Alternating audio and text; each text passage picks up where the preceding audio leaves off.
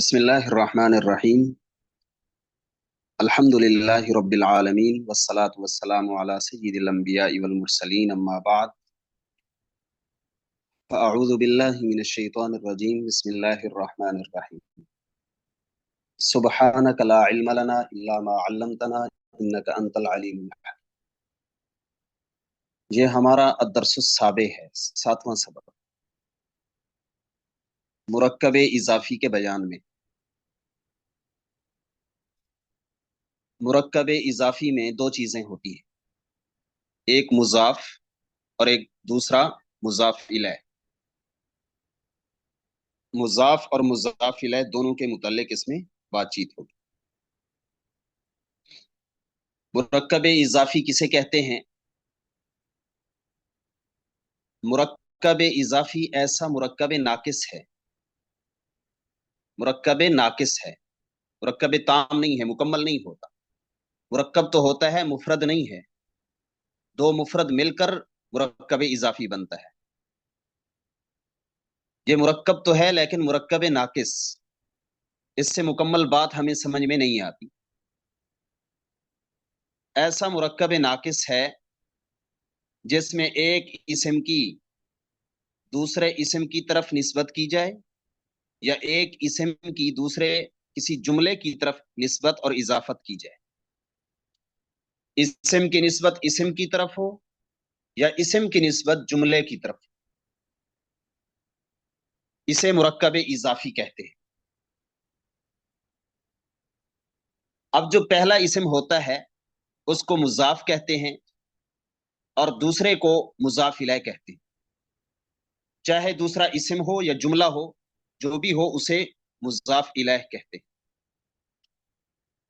جیسے رسول اللہ، یہ مرکب اضافی ہے، اس میں لفظ رسول مضاف ہے اور لفظ اللہ مضاف الیہ ہے۔ اس مرکب کی علامت یہ ہے کہ اس کا ترجمہ عموماً کا کی کے راری رے سے ہوتا ہے۔ کا کی کے، آپ کا، آپ کی، آپ کے، میرا، میری، میرے، کا کی کے راری رے سے عموماً اس کا ترجمہ کیا جاتا ہے۔ اس کے اندر نسبت اور اضافت بتائی جاتی ہے کہ ایک چیز کا دوسری سے جو تعلق ہے، نسبت کا، اضافت کا، وہ کیسا ہے۔ اس کے بعد یہ جو اسم ہوتا ہے، جو مضاف ہوتا ہے، کبھی تو یہ اسم کی طرف مضاف ہوتا ہے، جیسے ہم نے مثال دے دی ہے رسول اللہ کی، کہ یہاں پر لفظ رسول، یہ لفظ اللہ ایک اسم کی طرف مضاف ہوا ہے۔ اور کبھی کبھار ایسا ہوتا ہے کہ کوئی اسم وہ کسی جملے کی طرف مضاف ہوتا ہے، اس اسم کی نسبت کسی جملے کی طرف کی جاتی ہے۔ اب وہ جملہ یا تو فعلیہ ہوگا یا اسمیہ ہوگا، وہ جملہ یا تو فعلیہ ہوگا یا اسمیہ ہوگا۔ پھر اگر وہ فعلیہ ہو تو یا تو وہ فعل ماضی ہوگا یا فعل مضارع ہوگا۔ ان میں سے ہر ایک کی مثال کو ہم دیکھیں گے کہ کسی بھی اسم کو جملے کی طرف کیسے مضاف کیا جاتا ہے۔ ہمارے لوگ عموماً جو اس کی تعریف کرتے ہیں اضافت کی، اس میں یہ نہیں بتلاتے کہ جملے کی طرف بھی اضافت ہو سکتی ہے، حالانکہ جملے کی طرف بھی اضافت ہوتی ہے۔ فعل فاعل مل کر پورا جملہ ہو کر وہ مضاف الیہ بن سکتا ہے۔ مضاف اگرچہ نہیں بن سکتا لیکن مضاف الیہ بن سکتا ہے۔ جملہ فعلیہ اگر فعل مضارع والا ہو تو اس کی طرف بھی اضافت ہو سکتی ہے۔ جملہ فعلیہ مضارعیہ کی طرف اضافت، اس کی مثال آپ کو دی ہے، وَهُوَ الَّذِي خَلَقَ السَّمَاوَاتِ وَالْأَرْضَ بِالْحَقِّ وَيَوْمَ يَقُولُ۔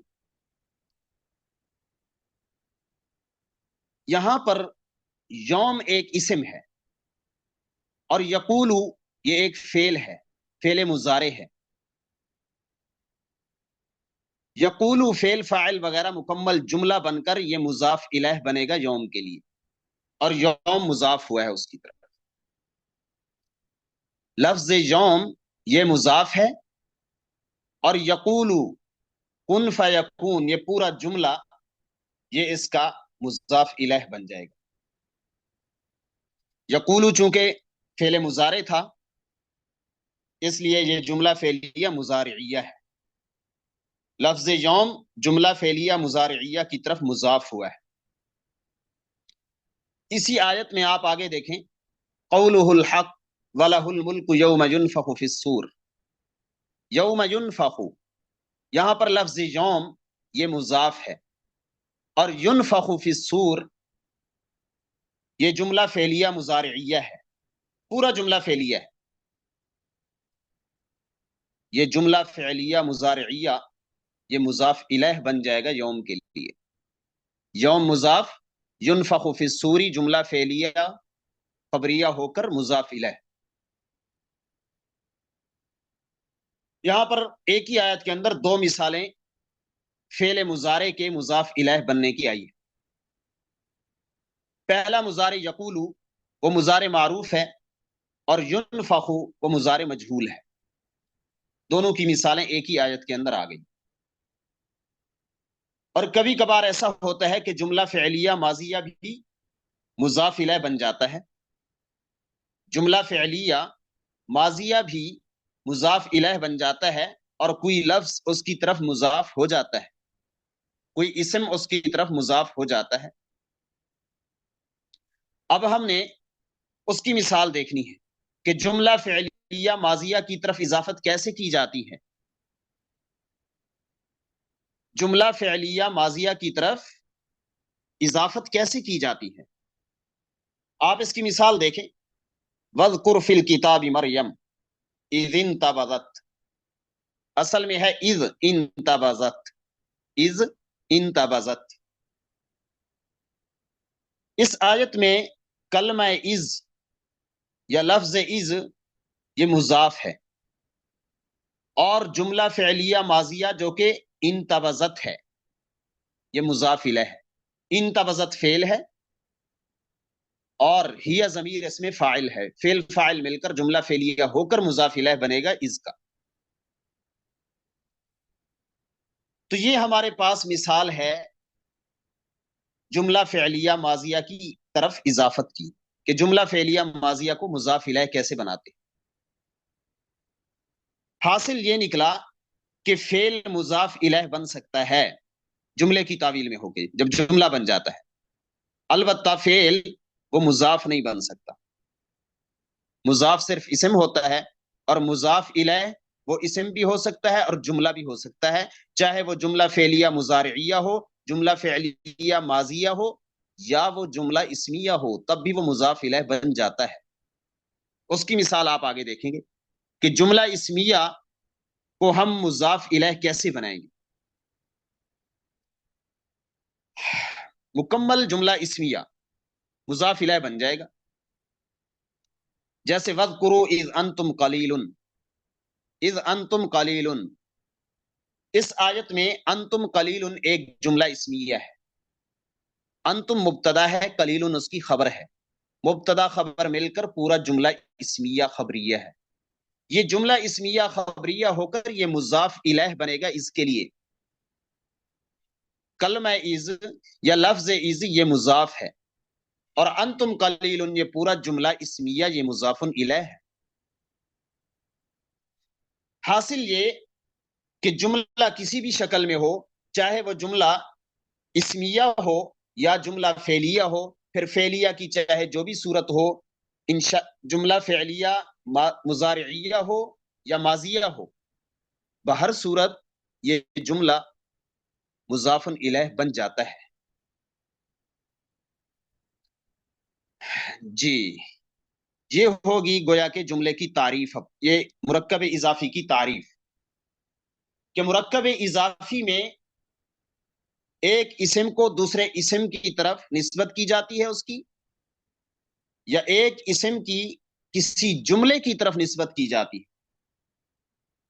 اسم کی نسبت اسم کی طرف، یا اسم کی نسبت کسی جملے کی طرف، چاہے وہ جملہ اسمیہ ہو یا جملہ فعلیہ ہو، پھر وہ فعلیہ چاہے ماضیہ ہو یا مضارعیہ ہو، کوئی بھی جملہ ہو تو اس کی طرف اسم کی نسبت کی جاتی ہے۔ بہرحال اس کے بعد اضافت کی اقسام کو دیکھتے ہیں۔ اضافت کی دو قسمیں ہیں، نمبر ایک اضافت لفظیہ، نمبر دو اضافت معنویہ۔ اضافت لفظیہ کا مطلب یہ ہے کہ لفظوں میں تو اضافت ہے لیکن حقیقت میں اضافت نہیں ہے۔ اضافت معنویہ کا مطلب یہ ہے کہ معنی میں بھی اضافت ہے، معنی میں بھی نسبت ہے، حقیقت میں بھی نسبت ہے، حقیقت میں بھی اضافت ہے، معنی بھی باقاعدہ اس کا ساتھ دے رہا۔ اضافت لفظیہ وہ اضافت ہے جس میں صیغہ صفت اپنے معمول کی طرف مضاف ہو۔ صیغہ صفت کیا ہے؟ اسم فاعل، اسم مفعول، صفت مشبہ وغیرہ، ان میں سے کوئی بھی صیغہ ہو وہ اپنے معمول کی طرف مضاف ہو رہا ہو۔ معمول کا مطلب ہے اپنے فاعل یا مفعول کی طرف، معمول سے مراد فاعل یا مفعول ہے۔ معمول سے مراد فاعل یا مفعول ہیں کہ جن میں اسم فاعل یا اسم مفعول عمل کرتے ہیں۔ اگر اسم فاعل، اسم مفعول، صفت مشبہ وغیرہ اپنے معمول کی طرف، اپنے فاعل یا مفعول کی طرف مضاف ہو رہے ہوں تو اسے اضافت لفظیہ کہتے ہیں۔ اس کی مثال ہم نے دی ہے، جیسے ضارب زیدن،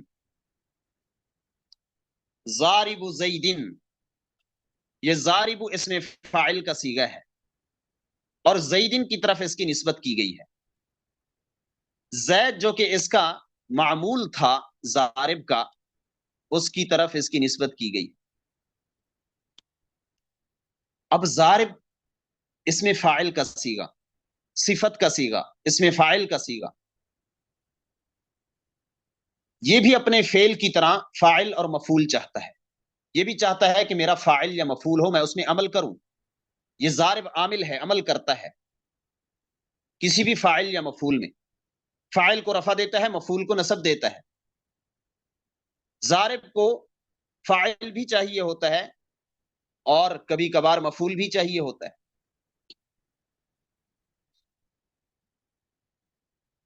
اب یہ اسم فاعل کبھی ایسا ہوتا ہے کہ اپنے فاعل کی طرف یا اپنے مفعول کی طرف مضاف ہو جاتا ہے، اپنے فاعل کی طرف یا اپنے مفعول کی طرف مضاف ہو جاتا ہے، اس کی اضافت ہو جاتی ہے۔ چاہے اس کی اضافت اپنے فاعل کی طرف ہو یا اپنے مفعول کی طرف ہو، وہ اضافت حقیقی اضافت نہیں ہوگی، کیونکہ ان کا اصل تعلق تو عامل معمول والا ہے، ان کا اصل تعلق عامل معمول والا ہے۔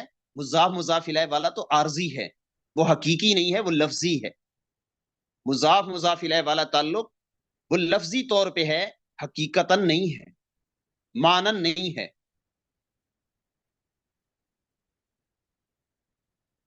مانوی طور پہ ایسا نہیں ہے۔ اب ضارب زیدن، زید کا مارنے والا، زید کا مارنے والا، اب یہاں پر زید اس کا مفعول ہے ضارب کا، اور یہ اس کی طرف مضاف ہو گیا ہے۔ ہونا تو یہ چاہیے تھا ضارب زیدن، ضارب زیدن، زیدن کو مفعول ہونا چاہیے تھا، لیکن مفعول کی طرف یہ ضارب مضاف ہو گیا ہے، اپنے معمول کی طرف، اپنے مفعول کی طرف یہ مضاف ہو گیا۔ جب مضاف ہو گیا تو اضافت کی وجہ سے زید کے نیچے زیر آ گئی، زبر کی بجائے زیر آ گئی، جر آ گیا، ضارب زیدن، ضارب کی تنوین بھی ہٹ گئی ہے، ضارب زیدن، کیونکہ وہ مضاف ہو گیا ہے۔ اب یہ اپنے معمول کی طرف اور اپنے مفعول کی طرف مضاف تو ہو گیا، لیکن ان کا اصل تعلق وہی عامل معمول والا ہے۔ مضاف مضاف الیہ والا تعلق تو لفظی ہے، حقیقی نہیں ہے، مانوی نہیں ہے۔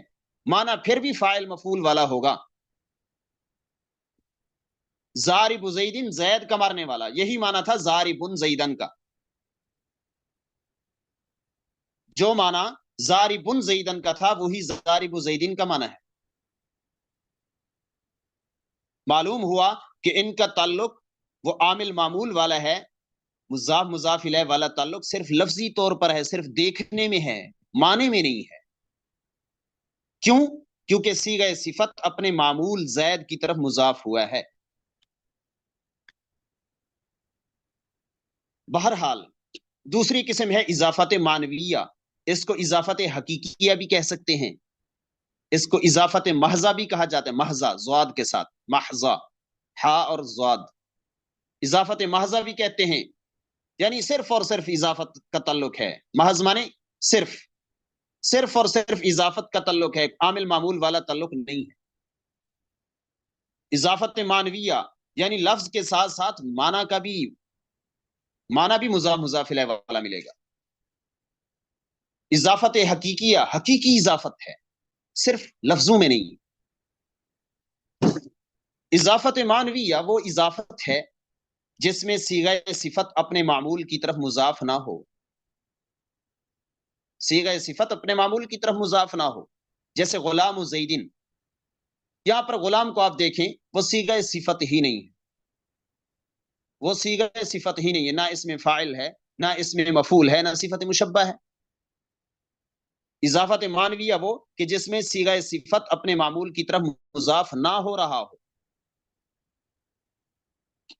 यहां पर गुलाम वो सीगा सिफत है ही नहीं, अब वो जिसकी तरफ भी मुजाफ हो जाए तो ये इजाफत मानविया होगी। ये मानन भी इजाफत है, हकीकतन भी इजाफत है, और इसके अंदर सिर्फ और सिर्फ इजाफत वाला माना पाया जाएगा, इसके अंदर आमिल मामूल वाला कोई दूसरा माना नहीं पाया जाएगा।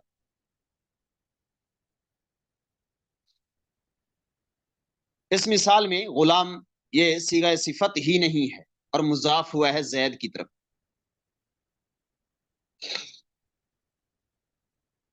बहरहाल ये इजाफत की दो किस्में हैं, इजाफत लफ्जिया, इजाफत मानविया। इनको सही तरह समझेंगे तो आगे वाली चीजें हमें सही तरह समझ आएंगी, इजाफत लफ्जिया और इजाफत मानविया की।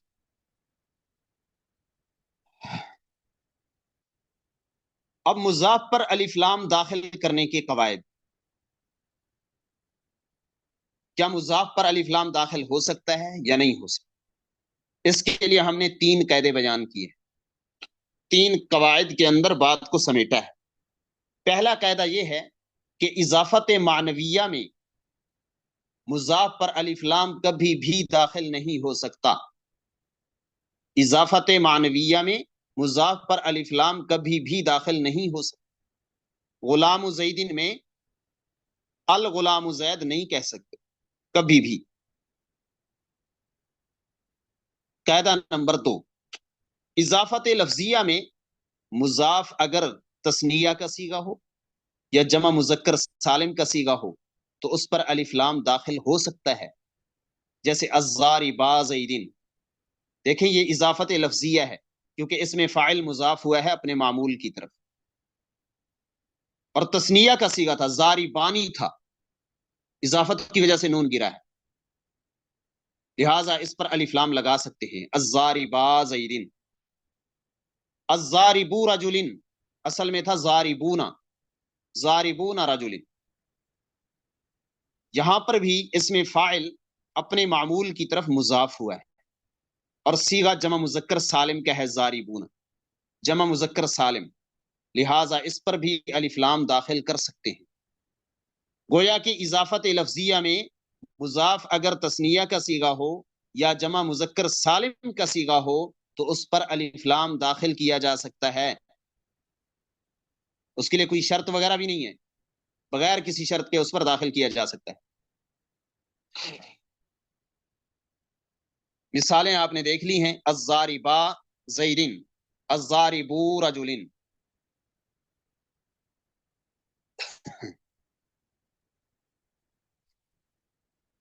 इसके बाद कायदा नंबर तीन, इजाफत लफ्जिया में अगर मुजाफ मुफरद का सीगा हो या जमा मुकस्सर का सीगा हो या जमा मुअन्नस सालिम का सीगा हो, یعنی تثنیہ اور جمع مذکر سالم کا صیغہ نہ ہو، بس ان کے علاوہ کوئی ہو، چاہے مفرد کا صیغہ ہو، چاہے جمع مکسر کا صیغہ ہو، چاہے جمع مؤنث سالم کا صیغہ ہو، تو مضاف پر الف لام لانے کے لیے شرط ہے. وہ شرط یہ ہے کہ مضاف الیہ پر بھی الف لام ہو، تب مضاف پر الف لام آ سکتا ہے، ورنہ نہیں. مثال دیکھیں، الضارب الرجل، یہاں پر ضارب یہ مفرد کا صیغہ ہے، ضارب یہ مفرد کا صیغہ ہے اور اضافت لفظیہ ہے کیونکہ اس میں فاعل ہے. الرجل پر الف لام موجود تھا مضاف الیہ پہ، اس لیے الضارب، ضارب پر بھی الف لام لگایا جا سکتا ہے، شرط یہ ہے کہ مضاف الیہ پر موجود ہو. الزوارب الرجلی، زوارب یہ جمع مکسر کا صیغہ ہے، ضارب کی جمع زوارب، اضافت لفظیہ ہے کیونکہ اس میں فاعل ہے. الرجل پر الف لام موجود ہے، مضاف الیہ پر الف لام موجود ہے، لہٰذا مضاف پر بھی الف لام لگا سکتے ہیں، زوارب پر بھی آپ الف لام لگا سکتے ہیں. الزاربات الرجلی، زاربات یہ جمع مؤنث سالم کا صیغہ ہے، اس میں فاعل ہے اس لیے اضافت لفظیہ ہے. الرجلی پر الف لام موجود ہے اس لیے زاربات پر بھی آپ الف لام لگا سکتے ہیں. شرط یہی ہے کہ مضاف الیہ پر بھی الف لام موجود ہوگا تو آپ مضاف پر لگائیں گے، ورنہ نہیں. اگر مضاف الیہ پر الف لام نہیں تو مضاف پر بھی الف لام نہیں آ سکتا. جیسے الضارب زید، ایسے آپ نہیں کہہ سکتے، یہ کہنا جائز نہیں ہے. الضارب زید آپ نہیں کہہ سکتے کیونکہ زید پر الف لام نہیں ہے، لہٰذا ضارب پر بھی آپ نہیں لا سکتے. الضارب رجل، رجل پر الف لام نہیں ہے، لہٰذا آپ ضارب پر بھی الف لام نہیں لگا سکتے. ایسا کہنا غلط ہے، ایسا کہنا نحو کے اعتبار سے جائز نہیں ہے. ہاں اگر رجل کے اوپر الف لام ہوتا تو ضارب پر لگانا بھی درست ہوتا. یہ قواعد ہوئے الف لام لگانے کے. اضافت معنویہ میں تو مطلقاً نہیں آ سکتا، اضافت لفظیہ میں آ سکتا ہے شرائط کے ساتھ. جی، فوائد متفرقہ، چند متفرق فوائد ہیں. فائدہ نمبر 1، اگر لفظ ابن یا بنت یہ دو ناموں کے درمیان آ جائیں تو ما قبل کے لیے صفت اور ما بعد کے لیے مضاف بنیں گے. جیسے محمد بن عبداللہ، محمد یہ بھی نام ہے، عبداللہ بھی نام ہے، عبداللہ نام ہے، محمد بھی نام ہے، دو ناموں کے درمیان لفظ ابن آیا ہے، لہٰذا یہ لفظ ابن محمد کے لیے صفت بنے گا. جو اعراب موصوف کا ہوتا ہے وہی صفت کا ہوتا ہے، جو اعراب محمد لفظ کا ہوگا وہی ابن کا ہوگا. محمد مرفوع ہے تو ابن بھی مرفوع ہوگا، اور یہ بعد والے اسم کی طرف مضاف ہوگا. ابن کا لفظ عبد کی طرف مضاف ہوگا اور آگے والے لفظ کو جر دے گا. ابن نے جر دیا ہے عبداللہ.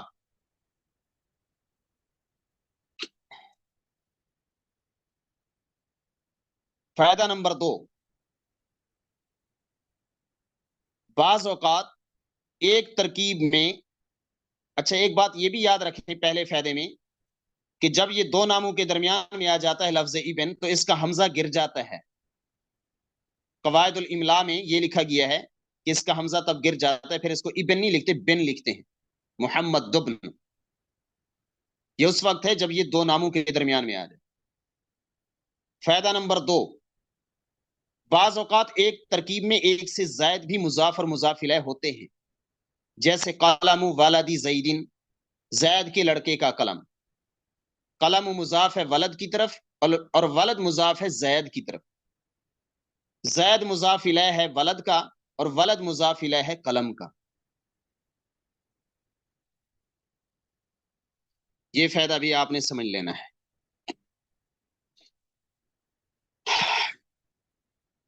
اس کے بعد اضافت کی دونوں اقسام کے فوائد، یعنی اضافت معنویہ اور اضافت لفظیہ کے کیا فوائد ہیں. یہ کیا فائدہ دیتی ہیں؟ دونوں کا الگ الگ فائدہ ہے. اضافت معنویہ یہ کبھی تعریف کا فائدہ دیتی ہے اور کبھی تخصیص کا فائدہ دیتی ہے. تعریف کا معنی ہے معرفہ بنانا، تخصیص کا معنی ہے خاص کر دینا.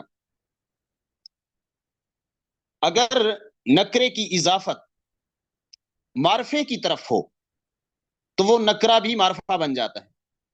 جیسے قلم حامد میں دیکھیں، قلم ایک نکرہ تھا اور حامد ایک معرفہ ہے.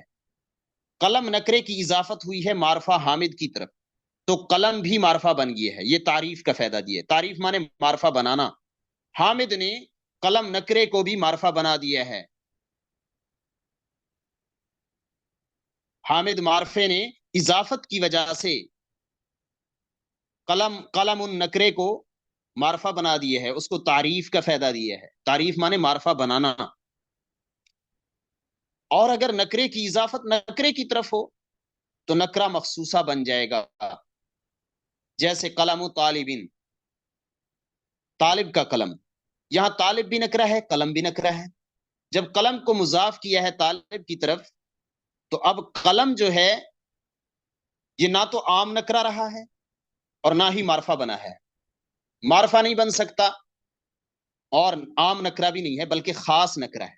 خاص اس لیے کہ اب یہ طالب کا قلم ہے، اس کے اندر اشتراک کم ہو چکا ہے. پہلے تو ہم سمجھتے تھے قلمون کوئی بھی قلم، لیکن جب ہم نے کہہ دیا قلم طالبین طالب کا قلم ہے، معلوم ہوا کسی طالبہ کا قلم نہیں ہے، کسی ٹیچر کا قلم نہیں ہے، کسی دکان والے کا قلم نہیں ہے، کسی ملازم کا قلم نہیں ہے. باقی سب کو نکال دیا، پتہ چل گیا صرف طالب کا قلم ہے. لیکن متعین پھر بھی نہیں ہوا کہ کون سے طالب کا ہے. معرفہ پھر بھی نہیں بنا. معرفہ نہیں بنا، لیکن اس کے اندر افراد کم ہو گئے ہیں، شرکت کم ہو گئی ہے، اشتراک کم ہو گیا ہے. اس لیے اس کو نکرہ مخصوصہ کہتے ہیں. ایسا نکرہ جس کے اندر کچھ خصوصیت پیدا ہو گئی ہو، اس کو کہتے ہیں نکرہ مخصوصہ. قلم حامد جب کہہ دیا تو وہاں پر قلم بالکل متعین ہو گیا تھا، معرفہ بن گیا تھا. لیکن جب ہم قلم طالب کہتے ہیں تو ایسی صورت میں وہ معرفہ تو نہیں بنتا، لیکن کم از کم اشتراک کم ہو جاتا ہے. قلم کے اندر جتنا ایک پہلے ہمیں احتمال تھا کہ پتہ نہیں کون کون اس میں شریک ہے یا کس کا ہے، یہ کس شخص کا ہے، اس کے اندر بہت سارے لوگ شریک تھے. تو اب وہ شرکت ساری تقریباً ختم ہو گئی ہے. بس طلباء کے اندر یہ شرکت آ گئی ہے کہ پتہ نہیں کس طالب کا ہے، لیکن ہے طالب کا. بہرحال نہ طالبہ کا ہے، نہ معلم کا ہے، اور نہ ہی مہندس کا ہے، نہ صاحب الدکان کا ہے، کسی اور کا نہیں. بہرحال یہ اضافت معنویہ کبھی تعریف کا فائدہ دیتی ہے اور کبھی تخصیص کا. جب اضافت معرفے کی طرف ہوگی تو تعریف کا فائدہ دے گی، اور جب اضافت نکرے کی طرف ہوگی تو تخصیص کا فائدہ دے گی. ہاں اگر اضافت لفظی ہے، حقیقی اضافت ہے ہی نہیں، اس میں فاعل وغیرہ مضاف ہوئے ہیں، تو وہ نہ تو تعریف کا فائدہ دیتے ہیں اور نہ ہی تخصیص کا. وہ اضافت نہ تعریف کا فائدہ دے گی نہ تخصیص کا، کیونکہ وہ حقیقتاً اضافت ہے ہی نہیں. وہ حقیقت میں تو اس میں فاعل اور ان کا مفعول ہے یا فاعل ہے. ان کا تو ایک دوسرا تعلق ہے، اضافت والا تعلق تو ان کا لفظی ہے، حقیقی ہے ہی نہیں. تو وہاں پر صرف تخفیف کا فائدہ ہے. تخفیف مانے ہلکا ہونا. کیسے ہلکا پن پیدا ہوتا ہے؟ زارب زیدن، یہاں پر زارب پر جو تنوین تھی وہ ہٹ گئی ہے. زاربن زیدن تھا، زارب زیدن، تو زاربن پر جو تنوین تھی وہ ہٹی ہے. تو یہ صرف تخفیف اور ہلکا پن کا فائدہ دیا ہے. تسنیہ کا صیغہ ہوتا تو زاربا زیدن، تسنیہ کا نون گر جاتا، وہ بھی تخفیف ہے، ہلکا پن ہے. جمع کا ہوتا زاربو زیدن، نون گر جاتا جمع سالم سے. معلوم ہوا کہ اضافت لفظیہ میں کوئی خاص فائدہ نہیں ہے، نہ تعریف کا فائدہ ہے اور نہ ہی تخصیص کا. صرف لفظوں کا فائدہ ہے، کیونکہ وہ اضافت ہے ہی لفظوں کی، وہ حقیقی اضافت ہے ہی نہیں. لفظوں کے اندر ہلکا پن آ جاتا ہے، تخفیف آ جاتی ہے، اس کے سوا کچھ نہیں. صلی اللہ تعالی علی خیر خلق محمد وعلی آلہ وصحبہ اجمعین.